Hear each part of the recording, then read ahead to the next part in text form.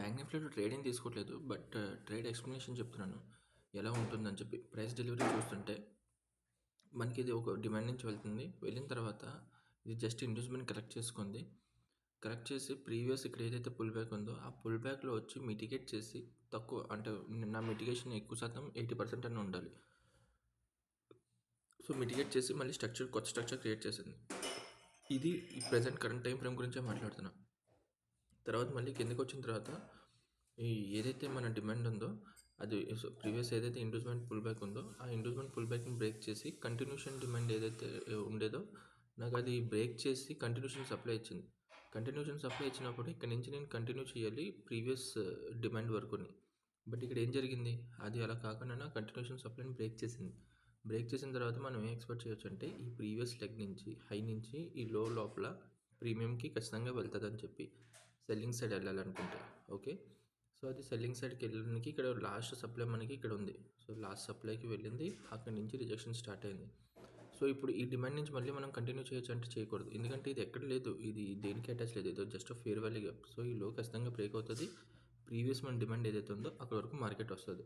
So ఇప్పుడు మనం ఇక్కడ ట్రేడ్ చేయాలనుకుంటే ఈ లో బ్రేక్ చేయడానికి అండ్ ఈ లో బ్రేక్ చేసి ఈ డిమాండ్ వరకు వస్తుందని చెప్పి మనం ట్రేడ్ తీసుకోవచ్చు. సో ఆ ట్రేడ్ నేను ఈ స్ట్రక్చర్ ప్రకారమే తీసుకుంటున్నాను, డెప్త్గా వెళ్ళట్లేదు ఇంకా. అంటే దీని రీఫైన్ వర్షన్ లోవర్ టైం ఫ్రేమ్లో వెళ్ళాలని చెప్పి. ఓకేనా, ఇప్పుడు ఇందులో మనకి తెలుసు ఈ లో బ్రేక్ అవుతుంది అని చెప్పి, కానీ మనం ఎప్పుడు పడితే అప్పుడు ఎంట్రీ తీసుకోలేం కదా. ఎగ్జాంపుల్ ఇప్పుడు బ్యాంక్ నిఫ్టీలో ఇది బ్యాంక్ నిఫ్టీలో ప్రజెంట్ ఇప్పుడు ఒక వాల్యూ 470లో నడుస్తుంది. మనం ఇప్పుడు 470లో కొనిన తర్వాత ఇది ఇక్కడి నుంచి మళ్ళీ పైకి వెళ్ళొచ్చు. సో మనం అందుకే ఎంట్రీస్ ఎప్పుడు తీసుకున్నా లోవర్ టైం ఫ్రేమ్లో తీసుకుంటే మన రిస్క్ రివార్డ్ అనేది మెయింటైన్ అవుతుంది. సో ప్రజెంట్ అయితే నేను ఇక్కడ ఎక్కడైనా మనం ఎంట్రీ తీసుకుని ఉంటే మార్నింగ్ నుంచి ఈ సెల్లింగ్ అంతా మనం గ్రాప్ చేసుకోవచ్చు. బట్ ఇప్పుడు నేను ఎంట్రీ ఏం తీసుకోను, చూపిస్తాను. జస్ట్ ఈ లో బ్రేక్ చేసి మన టార్గెట్ ఏదైతే ఈ డిమాండ్ ఏదైతే ఉందో ఈ మిటిగేషన్ చేసే వరకుని టార్గెట్ పెట్టుకుంటాం. ఎందుకంటే ఇది ప్రీవియస్ డిమాండ్తో అటాచ్ చేసి ఉంది. సో ఈ డిమాండ్ బ్రేక్ అవ్వాలంటే ఈ సెల్లర్ స్ట్రాంగ్ అవ్వాలి. ఈ సెల్లర్ స్ట్రాంగ్ అయ్యే రీజన్ ఏమైనా కనిపిస్తుందంటే ఏం లేదు, ఇది జస్ట్ ఒక ఇండ్యూస్మెంట్ నుంచి మాత్రమే వస్తుంది. సో ఇది కేవలం ఇండ్యూస్ చేయడానికి కిందకు వస్తుంది, అంతమించి ఇంకో రీజన్ అయితే దీంట్లో ఏం లేదు. సో ఫైనల్గా మార్కెట్ స్ట్రక్చర్ బ్రేక్ అయిపోయింది. ఇప్పుడు మార్కెట్ స్ట్రక్చర్ బ్రేక్ అయిపోయింది. ప్రీవియస్గా ఏదైతే లో క్రియేట్ చేసిందో అది స్ట్రక్చర్ బ్రేక్ చేసింది. మనం ఇప్పుడు ఇక్కడ నుంచి సెల్లింగ్ సైడ్కి వెళ్ళాలి, లేదంటే ఇక్కడ నుంచి బయింగ్ వస్తుంది అని చెప్పి ఎక్స్పెక్ట్ చేస్తారు కదా.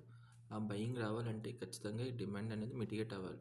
ఇక్కడ మిటిగేట్ అయ్యి మనకి ఏమైనా లోవర్ టైం ఫ్రేమ్లో కన్ఫర్మేషన్ ఇచ్చే వరకు మనం ఏం చేయలేము.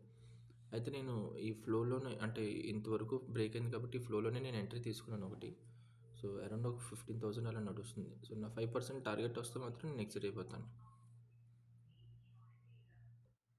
నాకు ఇక్కడ సప్లై దొరికింది. సో నేను ఈ పర్టికులర్ జోన్ నుంచి నేను ఎంట్రీ తీసుకుంటున్నాను కంటిన్యూ చేయడానికి. చిన్నదే, సో ఎంట్రీ డైరెక్ట్గానే తీసేసుకున్నాను. ఓకేనా, ఇక్కడ చిన్న స్టాప్ లాస్ పెట్టుకొని ఎంట్రీ తీసుకున్నాను, డైరెక్ట్ ఎంట్రీ తీసుకున్నాను. ఎందుకంటే సెల్లింగ్ ప్రెషర్ ఎక్కువ ఉంది ఉండడం. ఓకే, సో టార్గెట్ రీచ్ అవుతుందో లేదో ఇది ఫస్ట్ టార్గెట్ పెట్టుకునేది జస్ట్ ఫస్ట్ టార్గెట్ నేను ఏదైతే పెట్టాను ఇది జస్ట్ మిటిగేట్ చేయడానికి మాత్రమే. ఈ 100 పాయింట్స్ పెట్టినది 15 మినిట్స్ అవుట్లోకి ఏదైతే ఉందో అది మిటిగేషన్. బట్ మన లో వరకు ఇక్కడ రిఫండ్ వర్షన్లో వరకు ఎంట్రీ దొరుకుతుంది, టార్గెట్ దొరుకుతుంది అని చెప్తున్నాను. ఆల్మోస్ట్ మన టార్గెట్ హిట్ అయిపోయింది. సో 5% వచ్చింది కదా. సో నేను ఎగ్జిట్ చేస్తాను ఇక్కడ ఈ పీ ఏదైతే నేను తీసుకున్నాను. బట్ టార్గెట్ ఇంకా రీచ్ అవ్వలేదు, టార్గెట్కి ఇంకా దగ్గరలోనే ఉంది. బట్ నా ఆప్షన్లో నాకు కావాల్సిన అమౌంట్ అయితే ఏదైతే వస్తుందో అందుకే నేను ఎగ్జిట్ చేశాను. బట్ టార్గెట్ అయితే ఇక్కడ వరకు రీచ్ అయ్యే అవకాశాలు ఎక్కువ శాతం ఉన్నాయి, 48,200 వరకు. ఓకేనా.